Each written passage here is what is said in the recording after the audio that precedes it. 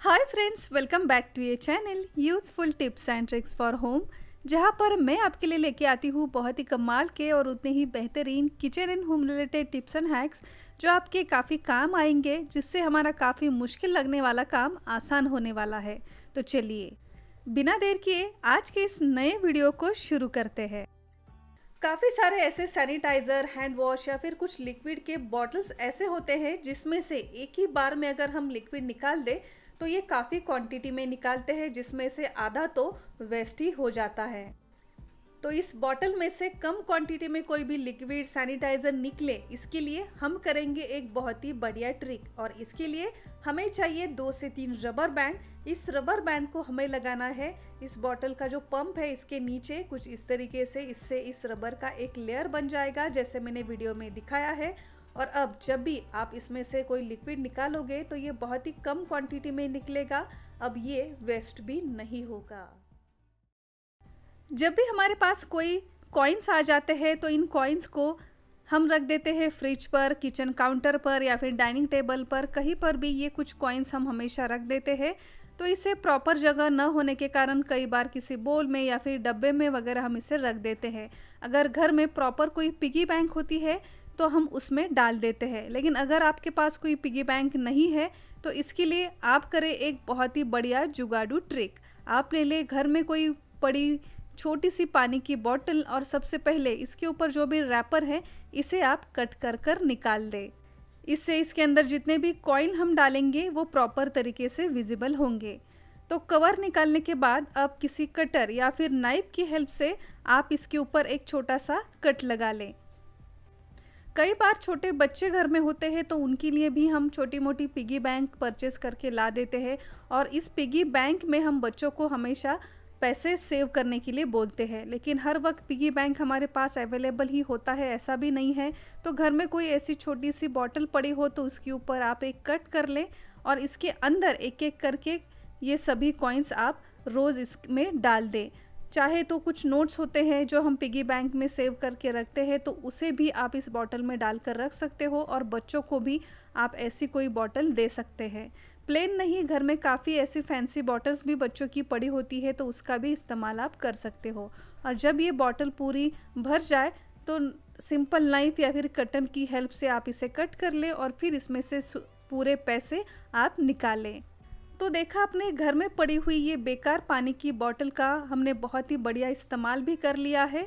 तो ये इस्तेमाल आपको कैसा लगा कमेंट कर कर ज़रूर बताएं।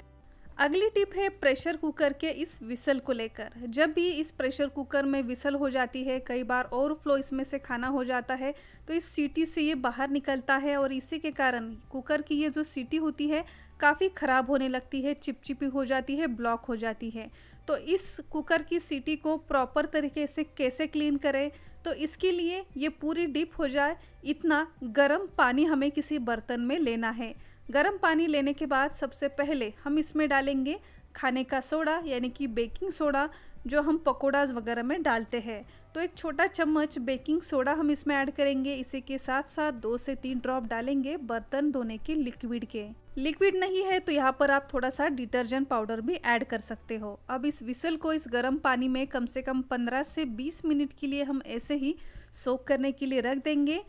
इसके बीच में आप इसी विसल को एक बार पलट दें ताकि सभी तरफ से ये विसल अच्छी तरीके से भीग जाए। 20 मिनट के बाद अब आप देखोगे कि इस विसल के अंदर जो भी डर्ट जमा हो गई थी सारी इस पानी में अब जमा हो गई है। पानी का रंग भी बदल गया है और सिर्फ इस सॉल्यूशन में कुछ देर भिगोने से ही ये विसल काफ़ी हद तक क्लीन हो गई है। अब जो भी डर्ट इसमें बची हुई है इसे क्लीन करने के लिए आप कोई सॉफ्ट ब्रिसल्स का टूथब्रश या फिर सॉफ्ट स्क्रबर ले लें और इस विसल को आप अच्छी तरीके से क्लीन कर लें। इसके अंदर टूथब्रश बहुत ही आसानी से क्लीन कर देता है, तो टूथब्रश का भी आप ज़रूर इस्तेमाल करें। और सबसे लास्ट में साफ़ पानी से धोकर आप इसे ड्राई कर लें तो आप देखेंगे बहुत ही बढ़िया ये विसल क्लीन हो जाएगी। तो कम से कम हफ्ते में एक बार इस मेथड का इस्तेमाल करके आप कुकर की इस विसल को ज़रूर क्लीन करें ताकि आपका कुकर काफ़ी लंबे समय तक चले। तो प्रेशर कुकर की विसल क्लीन करने का ये तरीका क्या आपको पता था? हमें कमेंट कर कर ज़रूर बताएं। जैसे जैसे गर्मियों का सीज़न बढ़ता जाता है वैसे वैसे हरी सब्जियां और ये जो धनिया होता है काफ़ी महंगे होने लगता है। कुछ दिनों के बाद तो ये महंगे होने के साथ साथ मिलना भी मुश्किल हो जाता है। तो क्यों ना अभी थोड़ा बहुत सस्ता है तो ये धनिया हम अभी से स्टोर करके रखें। तो इसके लिए बहुत ही बढ़िया फ्रेश ताज़ी हमने यहाँ पर हरी धनिया ले ली है। तो इसका जो रूट पार्ट है इसे मैंने कट कर लिया है और इसमें जो भी ताज़े पत्ते हैं और इसका जो डंठल का पार्ट है इसे हमने सेपरेट कर लिया है। इसमें जो भी सड़ी गली कुछ पत्ते हो गए इसे हमने सेपरेट कर लिया है। अब इन दोनों को हम 2 से 3 बार पानी से अच्छी तरीके से धो लेंगे। इस हरे पत्तों के साथ साथ हमने स्टेम पार्ट भी ले लिया है, क्योंकि सिर्फ हरे पत्ते में ही नहीं, इन स्टेम्स में भी काफ़ी पोषण तत्व होते हैं, तो इसे भी हम बिल्कुल भी फेंकेंगे नहीं। तो जितने भी ये स्टेम्स है ये थोड़े बड़े साइज़ के हैं, तो नाइफ़ की हेल्प से हम इसे बारीक कट कर लेंगे। और इसी के साथ साथ ये जो हरा धनिया है इसे भी हम बारीक पीस में कट कर लेंगे।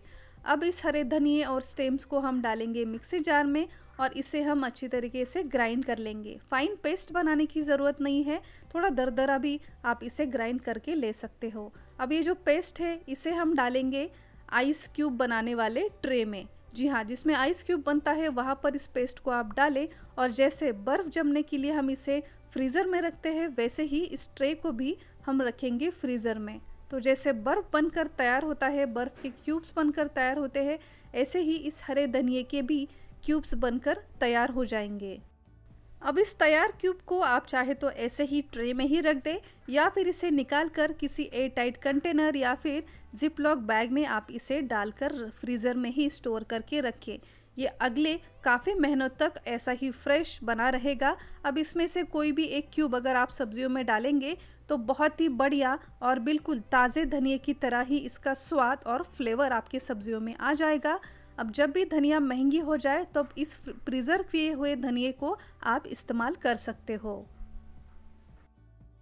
सो फ्रेंड्स, आई होप कि आज की इस वीडियो में दिखाए गए ये सारे छोटे मोटे टिप्स एंड हैक्स आपके लिए भी ज़रूर यूज़फुल रहे होंगे और मेरी ये मेहनत अगर आप तक पहुंची होगी तो वीडियो को एक लाइक ज़रूर कीजिए और इसमें से कौन सी टिप आपके लिए नई और यूज़फुल रही हमें कमेंट कर ज़रूर बताएं। और अगर अब तक आपने इस चैनल को सब्सक्राइब नहीं किया है तो अभी जाकर सब्सक्राइब कीजिए, ये बिल्कुल फ्री है। सब्सक्राइब बटन के आगे एक नोटिफिकेशन बेल है, उसे भी प्रेस करना बिल्कुल ना भूलिए।